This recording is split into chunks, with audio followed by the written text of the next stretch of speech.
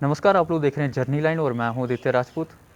कोविड-19 की अगर बात की जाए तो केसेस में दिन प्रतिदिन जो है वृद्धि आ रही है और यहीं पे अगर बात की जाए जम्मू कश्मीर यूटी में तो लगभग दिन के जो हैं वो 4 से 5 हज़ार के करीब जो हैं केसेस बढ़ते जा रहे हैं।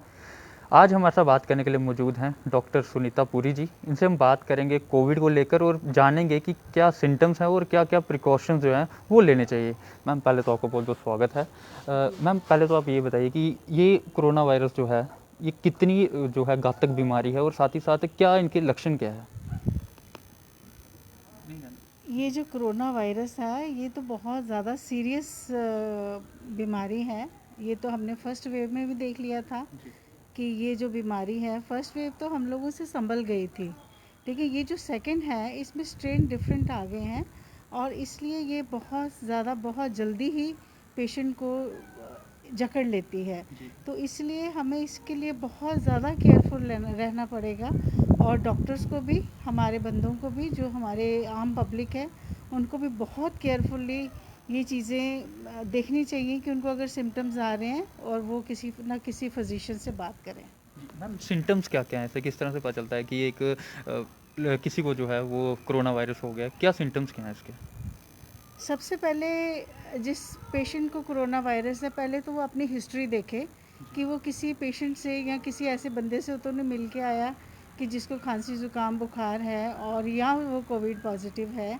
अगर उनसे मिल के आए हैं वो, तो वो देखें 1-2 दिन उनको हेडेक वगैरह कोई प्रॉब्लम है, हेडेक है, खांसी है, बुखार है और तेज़ बुखार है और बॉडी एक्स हैं या डायरिया भी, कुछ केसेस में हमने ये नोटिस किया है कि पेशेंट को डायरिया भी है।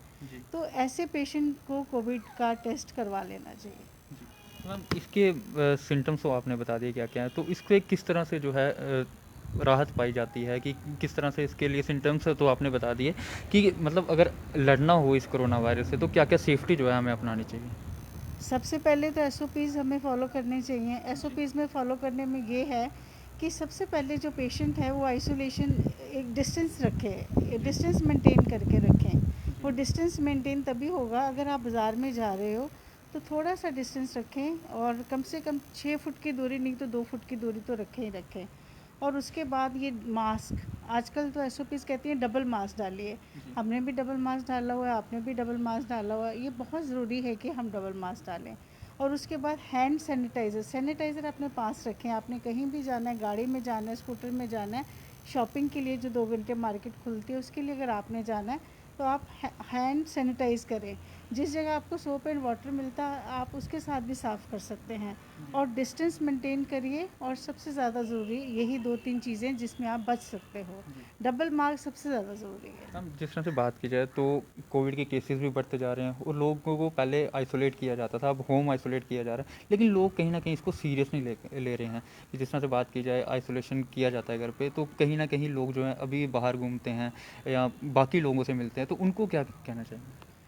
मैं हाथ जोड़ के उन लोगों से रिक्वेस्ट करना चाहती हूँ कि जो लोगों को खांसी बुखार है वो अपने आप को एक सिंपल मत समझें कि ये खांसी बुखार है। वो इमीडिएट फर्स्ट डे अपने फिजिशियन से जाके अपने फिजिशियन को बताएं कि उनको ये प्रॉब्लम है और वो उनके टच में रहिए। ये नहीं घर में आप आइसोलेशन है तो आप देसी इलाज कर रहे हो और आप सोच रहे हो ठीक है। जब आपको एक ब्रेथलेसनेस होती है तो फिर आप हॉस्पिटल जाते हो जिसमें पेशेंट जो है वो सिवियर केसेस में आ जाते हैं और उनकी डेथ हो जाती है। इसलिए मैं कहती हूँ कि पेशेंट जो है जब भी उसको बुखार, खांसी और उनको थोड़ी सी सांस लेने में प्रॉब्लम आती है वो इमीडिएटली हॉस्पिटल जाके अपनी एडमिशन कराएं, ना कि देसी इलाज करने के साथ साथ उनकी कंडीशन और बिगड़ती जाएगी।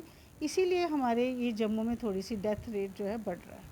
मैम जो प्रेग्नेंट लेडीज़ हैं उनको किस तरह के प्रिकॉशंस लेने हैं और साथ ही साथ जो बुज़ुर्ग हैं उनको किस तरह के प्रिकॉशंस लेने हैं? सबसे पहले बुज़ुर्गों को तो ये लेना है कि जो हम बच्चे हैं, जो हमारे बच्चे हैं घर के, वो इतना प्रिकॉशन लें कि वो बुज़ुर्गों को एक अलग कमरे में रख दें। क्योंकि बुज़ुर्गों को ब्लड प्रेशर भी है, बुज़ुर्गों को हाइपरटेंशन भी है और ऐसे बुज़ुर्गों को जो 60 से ऊपर हैं उनको हमेशा कमरे में अलग रखें।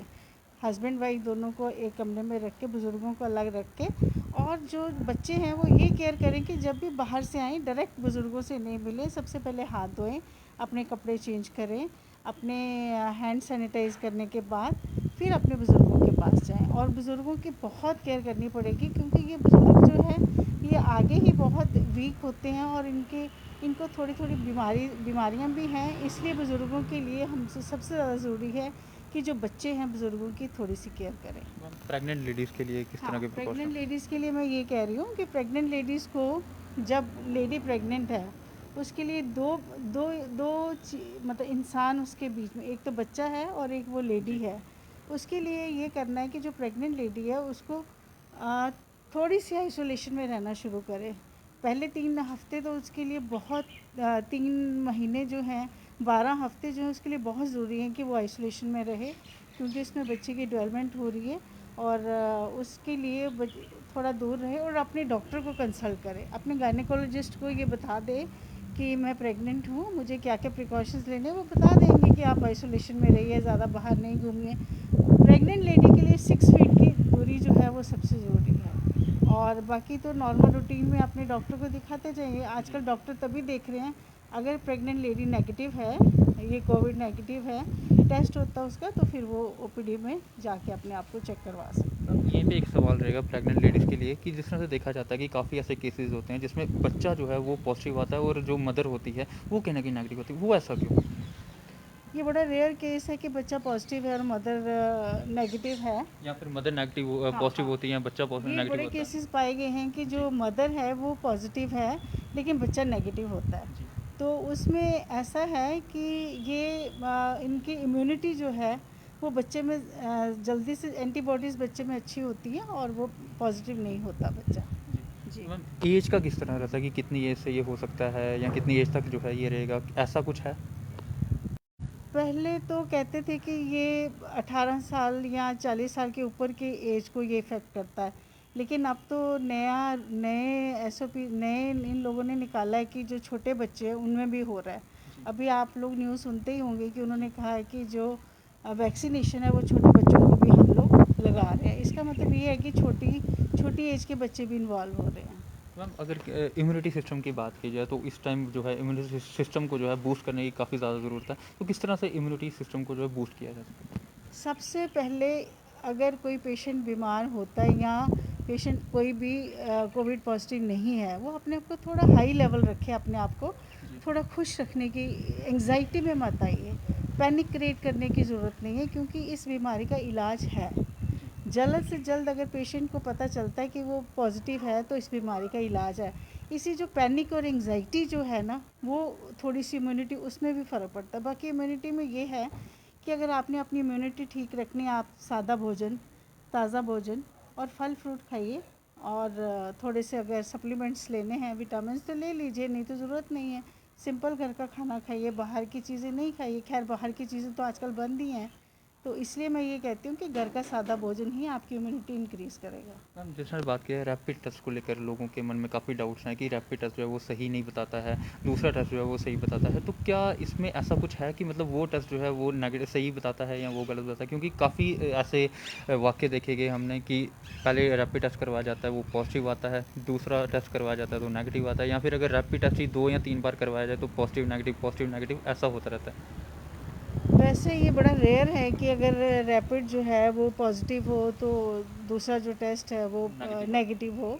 ऐसा कभी हुआ नहीं, पर rare of the rarest case में कभी हो भी जाए तो कोई फ़र्क नहीं पड़ता, क्योंकि टाइमिंग जो है बॉडी एंड जो आपके अंदर जब कोरोना वायरस आ गया है तो हो सकता है उस दिन नहीं हो, तो 2-3 दिन के बाद हो, तो जो आप दूसरा टेस्ट करवाते हो वो पॉजिटिव आ जाए। अगर रैपिड टेस्ट कराएं वो सही है? हाँ, रैपिड टेस्ट सही है। रैपिड टेस्ट में हम आज अभी तक 99.9% जो है वो ठीक है टेस्ट। सब लोग टेस्ट वही करवा रहे हैं, और उसके बाद अगर रैपिड पॉजिटिव आता है फिर हम पेशेंट को कहते हैं कि आप दूसरा टेस्ट करवा लीजिए। और जिस तरह से बात की जाए तो लॉकडाउन है, मार्केट्स बंद हैं, शॉप्स बंद है, ट्रांसपोर्ट बंद है, लेकिन तब भी देखा जा रहा है कि केसेस में वृद्धि होती हुई नज़र आ रही है। डेथ रेट बढ़ता जा रहा है जम्मू कश्मीर यूटी में, रोज़ के 4 से 5 हज़ार के करीब केसेस निकल रहे हैं, तो कहाँ लगता है कि कहाँ चूक रह रही है? देखो, लोगों में अवेयरनेस की बहुत कमी है। मैं चाहती हूँ कि अगर मुझे समझ है तो मैं किसी और को समझाऊँ, और बंदा और को समझाए। अगर हम लोग एक दूसरे को समझाना शुरू करेंगे, ऑटोमेटिकली हमारे में अवेयरनेस आ जाएगी। तो सबसे पहले ये बात है, जैसे आज दुकानें खुली, 3 से 5 दुकानें खुली, उन लोगों को, दुकानों को ये कहा गया था कि आप अपनी सफाई करिए, चेक करिए कि आपका सामान ठीक है। फिर भी लोग, आप देखिए कि बाज़ारों में लोग इकट्ठे से इकट्ठे होते जा रहे हैं, कोई सोशल डिस्टेंस नहीं है। मास्क जो एसओपीज़ हम कह रहे हैं कि 2 मास्क डालिए, वो नहीं डाल रहे। मतलब लोगों में अवेयरनेस जब तक नहीं आएगी तो हमारा ग्राफ नहीं नीचे आएगा। जब लोगों में अवेयरनेस आएगी तो हमारा ग्राफ ऑटोमेटिकली नीचे आएगा। और मैं हाथ जोड़ के लोगों से रिक्वेस्ट करती हूँ कि लोग समझें इस चीज़ को। ये भयानक बीमारी है, इलाज है, लेकिन फिर भी इसकी मोर्टेलिटी बहुत है, क्योंकि ये जो स्ट्रेन है ये बड़े चंद दिन लेता है जिसमें पेशेंट की डेथ हो जाती है। जी मैम, आखिरी में क्या मैसेज देना चाहेंगे आप आम लोगों को कि जिस तरह से बात की जाए तो एसओपीज़ गाइडलाइंस दी गई हैं, किस तरह से पालन करें, क्योंकि देखा गया कि लोग जो है उल्लंघन करते हुए नज़र आ रहे हैं। एज ए डॉक्टर क्या सलाह देना चाहेंगे आप? मैं तो एज ए डॉक्टर यही कहती हूँ कि एसओपीज़ फॉलो करिए, 2 गज़ की दूरी रखिए, 2 डबल मास्क डालिए, हैंड सैनिटाइज़ करिए, और बिना वजह बाज़ार जाने की कोई ज़रूरत नहीं है। जो भी छोटी सी एसेंशियल चीज़ें आप लोगों ने लानी हैं आप लाइए, और घर के सारे बंदे एकदम बाहर मत चले जाइए, 1 या 2 बंदा बाहर जाके और वो चीज़ें लेके घर में रखें और सैनिटाइज़ करके अपनी किचन में ले आएँ, या अपने जो भी फ्रूट वगैरह है उसको साफ़ करें। और दूसरी बात ये है कि आप क्राउडेड प्लेस में मत जाइए, क्राउड मत डालिए, मतलब इकट्ठे मत होइए, अपना रश मत डालिए बाज़ारों में। जब तक ये लोग रश नहीं डालेंगे बहुत अच्छा है। आज मैंने पढ़ा, कल पढ़ा मैंने कि रियासी में बड़ी स्ट्रिक्टनेस कर दी है उन्होंने। डीसी साहब ने कहा है कि कोई भी पेशेंट जो है कोविड का टेस्ट करवाएगा, अगर उसका टेस्ट नेगेटिव आता है तो वो मेरे वहाँ एंट्री कर सकता है, नहीं तो नहीं। ऐसी ही स्ट्रिक्टनेस होनी चाहिए सारी जगह। और लॉकडाउन में तो बहुत ज़्यादा लोग समझेंगे तो ये हमारे लिए लॉकडाउन है, अदरवाइज़ लॉकडाउन का क्या फ़ायदा है। गवर्नमेंट भी कितना करेगी, एडमिनिस्ट्रेशन कहाँ तक इन लोगों को समझाएगी। अगर हम लोग एक दूसरे को समझाएंगे, लोग समझेंगे, तो ये डिक्लाइन, एकदम डिक्लाइन आ जाएगा। जाते जाते एक आखिरी सवाल रहेगा कि जिस तरह से कोविड होता है तो सबसे पहले ये कहाँ पर इफेक्ट करता है, और क्योंकि देखा गया है कि ज़्यादातर ऑक्सीजन की प्रॉब्लम जो है काफ़ी ज़्यादा लोगों को आ रही है। कोविड जो है वो सबसे पहले हमारे नाक और गले में इफ़ेक्ट करता है, खराश होती है, थोड़ा सा नज़ला ज़ुकाम होगा, फिर फीवर होगा। ये जो बड़े दिनों के बाद ये जो है लंग्स में जाता है। लंग्स में तब जाता है कि जब हम लोग फर्स्ट स्टेज में इसका ट्रीटमेंट नहीं लेते और फिजिशियन को कंसल्ट नहीं करते। इसीलिए कहते हैं जब भी आपको बुखार है और 2 दिन बुखार रहा, आप अपने फिजिशियन को इमीडिएट कंसल्ट करें, ताकि ये जो है लंग्स में निमोनिया की शेप ना ले लें। चलिए मैम, बहुत शुक्रिया बात करने के लिए।